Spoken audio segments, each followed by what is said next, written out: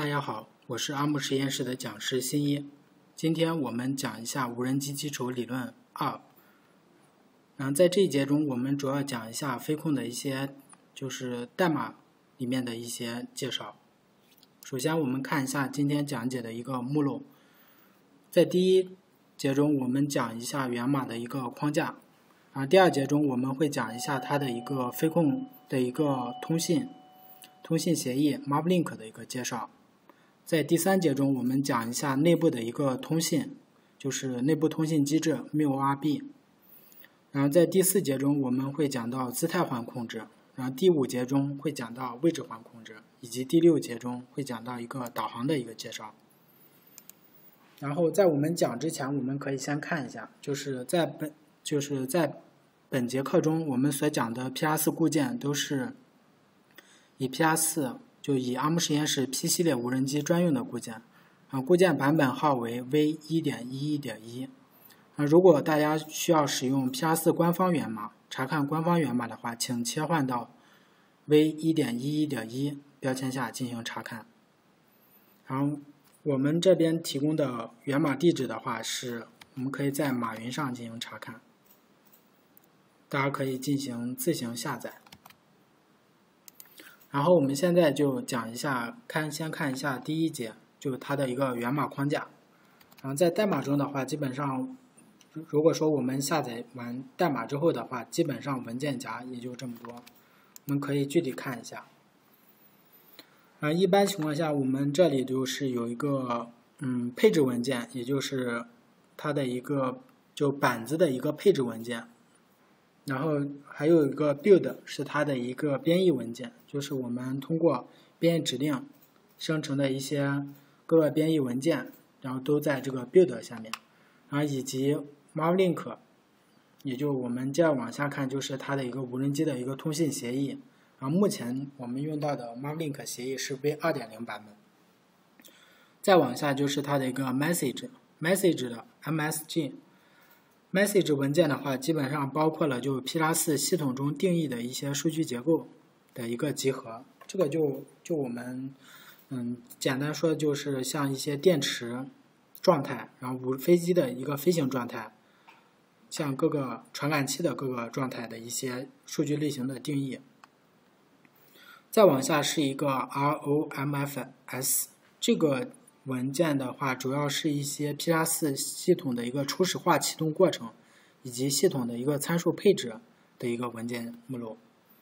然后下面就是一个 SRC， 这个是比较重要的，就是一个 P+4 系统源码的一个位置。里面包括了像驱动、库以及 modules， 也就是各个模块，然后还有多传感器的融合，还有导航等等的一些代码源码的实现都是在这个 SRC 下面的。然后最后这个是 tools， 是各个工具，就是像一些仿真工具，接 MAV、SM 或 Gazebo， 或者是一些代码风格管理的一些工具、脚本等等。首先我们就先看一下它的，第一个是它一个配置文件。这个配置文件的话，一般就是我们对硬件版的一些参数的一些配置设定文件，然后里面就包含了 P+4 系统支持的各个硬件版。比如说我们可以在我们可以看一下这个文件。打开之后就可以看到有很多，像有 MVLab 的，也有什么 CUAV， 也有其他的像合力兄弟，也有 N-P， 就 N 质谱的，也有 P+4 的，也有其他的像 H7 之类的。然后我们一般用的是 P+4 里面的， P+4 里面就包含有 FMU V2、V3、V4， 然后 V4P， 然后 V5、V5X 和 V6X 等等，还有树莓派等等。所以这里面的话，像反正这里面文件夹就包含了各个的硬件版，不同的硬件，像 Model AI、英特的、N-P 的，还有常见的P+4 嘛。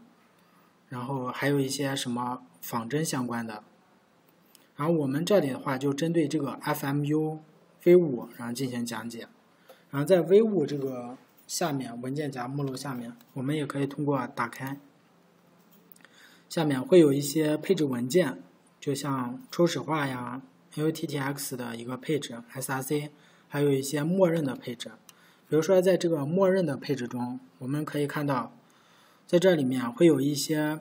串口的一个配置。比如说我们 GPS， 那我们就把它配置成 DEV-TTY-S0， 也就是我们软件中的就对应的一个 TTY-S0 对应的其实就是 GPS 模块上面的那个串口。像 TTY-S1 那对应的就是 Tablet-Echo 上面的一个接口，然后 Tablet-2 口对应的就是 TTY-S2， 然后 Tablet-4 口对应的就 TTY-S3。这个怎么看呢？一般我们现在也可以通过连上 QGC， 我们通过插上 QGC， 然后打开 QGC， 我们等待连接。然后下面是它的一个驱动，驱动的话就包括有 ADC， 有气压计。就如果说我们没有写这个驱动，也就把它注释掉，那这个驱动可能就是开机是没有启动的，或者说就你这个配置就没有配置这个东西。然后如果我们现在就已经连上这个飞控，然后我们通过输入这个 Mavlink states 就查看一下 Mavlink 的一个状态。我们可以看到现在因为我们是通过线连的嘛，所以我们这里的话就是 DEV-TTY-ACM0， 这个 ACM0 一般也就是我们的通过 Mock USB 进行连接的一个设备号。然后这个 Tablet-1 口也就是 TTY-S1 口，也就是我们的 Tablet-1 口，它目前对应的就是 DEV-TTY-S1， 波特率是5760。这里就和我们在配置文件 FMU V5 这个配置文件中设置的一样，就 Tablet-1 口对应的就是 TTY-S1。如果说我这里，比如说我通过修改 Mavlink， 就是我把 Mavlink 1配置成 Tablet-2 口，然后我保存，然后再重启，通过 Reboot。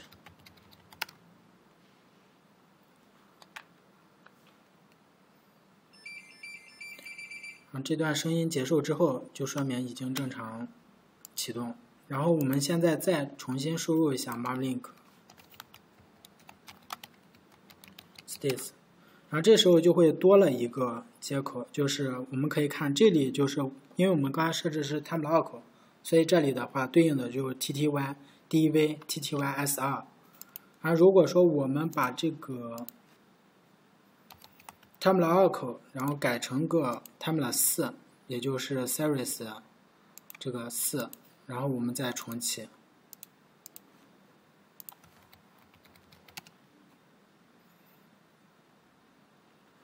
那重启之后的话，它应该就会是 TTY-S3 了。我们可以试一下，按照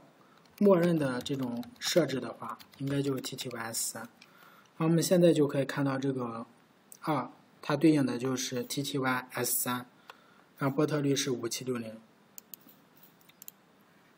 所以在这个 BOSS 这个文件夹下面，它就是一些硬件板上面的一些软件这边的设置，以及相对应的硬件接口的一个配置情况。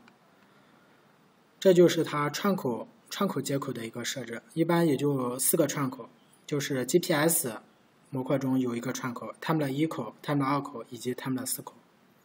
然后对应的就 TTY-S0、S1、S2、S3。然后 drivers 也就是它的驱动的话，一般我们如果说启用这个驱动，或者说我们自定义的一些驱动，就是我们驱动写好之后，然后要在飞控中进行运行的话，那我们这里就需要把相应的驱动的一个就是名称给它添加进去。比如说 GPS， 那我就添加进去。像 MU 的话，那可能是无效的，或用其他的 MU， 那就不用写。然后还有一些就是像 system， 也就是它系统的一些指令，像 system command， 像 bootloader up 或者是 GPIO 然后还有 modules 就是一些模块，比如说我们要启用哪些模块，启用 EKFR， 启用 command，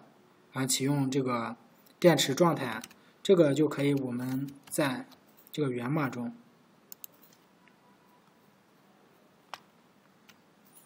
可以体现一下。然后像最后这个是 examples， 也就是案例例子。这个例子的话，一般我们可能自己写的，像 hello， 那我们可以试一下。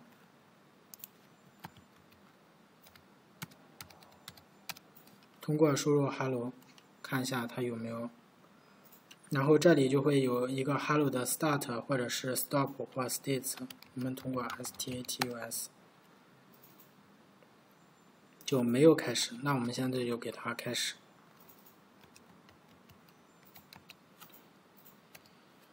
好，我们给它开始之后 start， 然后进程这边就会一直在有这个状态。我们现在再看一下它的 states， 看一下它状态，它的状态就是正在运行。然后我们现在就可以给它 stop 停止，那我们就停止这个案例了。所以这里的一些案例的话，这个相对应的就是你的代码中，我在飞控中做一些修改，然后会打印一些信息显示，然后你就可以需要添加到这个例子下面，然后再烧录到你的硬件板子上面，然后才可以正常使用。这个就是它的第一个，也就是它的一个系统配置文件的一个介绍。然后像这里的话就比较详细了，就串口中有4个，分别是 GPS1、Timela 1、Timela 2和 Timela 4口，分别指向的就是 TTY S0 到 S3， 然后可根据自己实际情况进行相应的串口配置。然后在驱动启动中就需要启动在这里就添加即可，就你需要启动的驱动，然后在这里添加，然后新增加的一些驱动源码，你在这里也需要配置一下启动，就是启动一下驱动。然后在模块启动过程中，新增加的代码就是你新增加的功能代码，然后编写完成之后，然后在烧到飞控板之前就需要编译，编译完之后，然后再修改这个板子上面这个配置文件，然后它才会在你的板子上面进行上电进行启动。然后在系统启动指令中的话，一般就是不需要修改。这个的话就是一些指令，比如说我通过输入一些 hop 就可以知道我在这个终端下可以通过输入什么指令。这个指令的话，也就是我们在这里在系统指令中，一般情况我们保持默认就可以，除非是自己新增加的一些指令，可以根据进行相应的增加。然后在例子启动里面，我们就是如果是刚开始学习的时候，就是就可以不直接在模块中添加嘛，然后你可以先把它添加到这个例子中，然后如果说测试没有问题，然后你再把它移到源码模块里面，然后进行板子配置，并且烧录。